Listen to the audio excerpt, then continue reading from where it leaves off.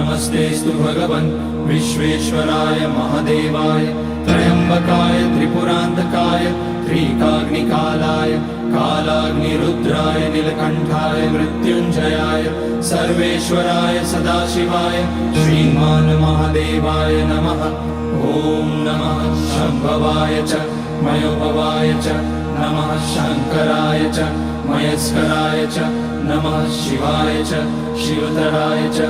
ॐ त्र्यम्बकं यजामहे सुगन्धिं पुष्टिवर्धनम् उर्वारुकमिव बन्धनान् मृत्योर्मुक्ष्यमामृतात्।